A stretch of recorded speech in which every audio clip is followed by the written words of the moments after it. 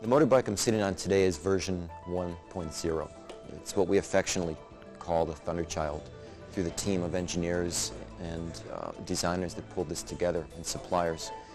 It was our first offspring in what's a series of electric motorcycles that we plan to introduce to the world marketplace. This bike proved that our concept works, that our vision is reality, and what we're going to show today is version 2.0, the Lectra, our new motorcycle. I'm Che Voigt. I'm one of the vehicle systems engineers on this program. I've been working on this bike and getting this from a design point of view and a concept on paper into something we can actually ride for about the last 7 months now. First, we updated our first prototype, tried some new parts out on that. This is our first ground-up frame design and ground-up vehicle design. What we have is we're testing all the new systems that we've spec'd out with various suppliers, the brakes, the shocks, front and rear, and our motor, which is a new technology motor. The motor looks similar to a small internal combustion engine, kind of on this view, but when in fact it's not. You know, it's electric. And this new motor design is really high tech. It's what I think everybody's going to be after here real soon. The variable reluctance motor sounds pretty exciting. I really would like to check out the torque going up a hill. The acceleration was terrific. It really, really was. I mean, I was surprised when I pulled up the Gulf Street Hill and was accelerating up behind this car and thought, yeah, I'm going to try to pass him.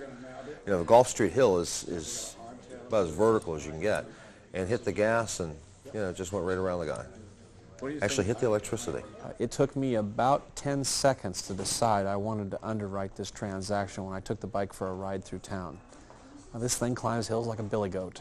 We tried to think about our ideas and then balance them with other people's ideas, motorcycle enthusiasts, motorcycle dealers, just general lay people that we think are going to be ready for this product who may not be interested in a motorcycle itself, but would be interested in this product. So we're trying to balance the ideas that we have against some semblance of reality to get a good product, not just a good engineered product, but a good product that people like.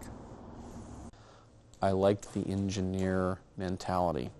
People who understand it's much more important to deliver than it is to hype. I think this company has a whole organization that's permeated with people who want to deliver a superior product that's going to have very, very few problems that are going to be a wonderful experience for the owner. I think anybody who is waiting for the perfect electric car, this is a much earlier entry to the market. I mean, for less money, you can start riding an electric vehicle today.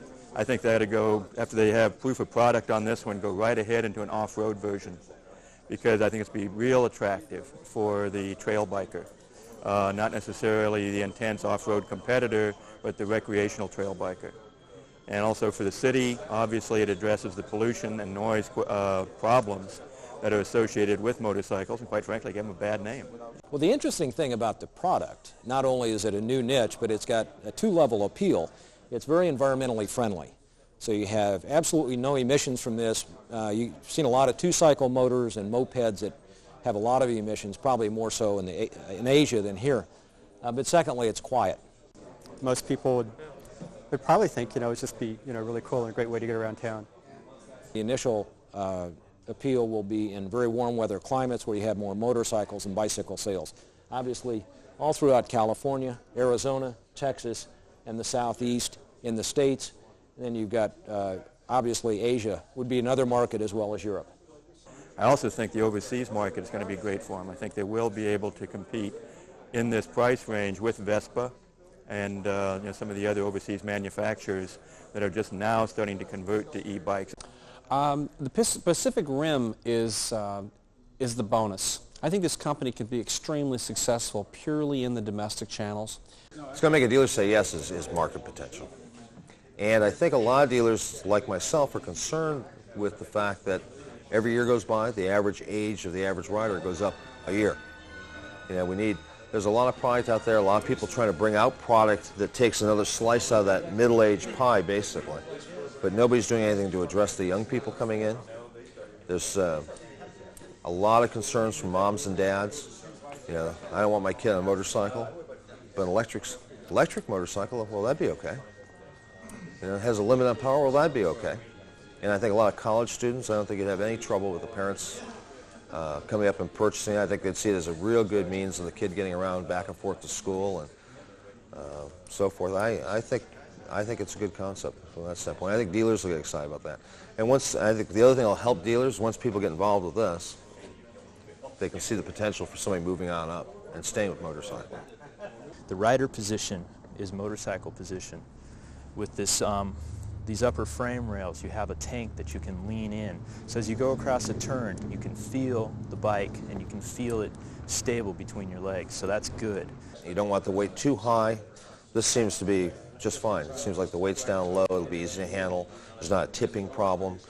Your seat height's about right. Your feet, I'm saying flat-footed. Most people will be flat-footed. I don't think that's going to be a problem. Women are very concerned about, can I get my feet down flat? From a control point of view, it works like a motorcycle. You got your front brake. How do you stop with the brakes? You got a foot brake for the rear brake, twist grip throttle. Turn the throttle on this grip. Regular motorcycle hand controls for your lights. A button on this controller right here. And horn. So from a motorcycle point of view, it feels like a motorcycle. But what it doesn't have is it doesn't have neutral lights. It doesn't have gear shifting that you have to do. You twist the grip until you're going the speed you want to go. You don't have to worry about shifting, checking our engine RPMs, or stalling the motor out. Of course, the cool thing is, is that there's no clutch. You don't have to worry about stalling on a hill. I live in San Francisco. I've done that. On the other hand, the performance will speak for itself. I mean, if you're talking real 0 to 30 times in 2 seconds, 0 to 50 in 5 probably, something like that. That's really pretty breathtaking no matter what you are. I think that it's so quiet and it's uncanny. It's a feeling of vertigo. You're going so fast. It is quick. It is quiet. The acceleration is phenomenal. And people are going to buy it. They're going to buy a lot of them. Really impressive. And when you're doing it, there's no noise. All you hear is the wind going in your ear. That's it. That's really great. All you could hear was the wind. It was fun. I think it's a product that young people are going to enjoy, old people are going to enjoy. I think everybody's going to enjoy. The speed's there, and that's important. But also the handling's there, and that's important also. You have the stops that you can make. You have the turns you can make. And it still feels like a motorcycle. I don't really have hardly any reservations that this company couldn't be a $50 to $100 million company over the next 3 or 4 years, not in sales, but in terms of market value. And somebody is going to be really surprised when we make a big splash. I think it's real gutsy having to go ahead with it and to actually bring any electric vehicle into the commercial market from a startup company takes a lot of guts. I mean, GM put almost $600 million, over $600 million into the EV1. And part of my interest in this is sponsoring development and emerging stage companies in the electric vehicle market. So I'm prejudiced in their favor, clearly. Great deal of money is being invested into development of very expensive batteries.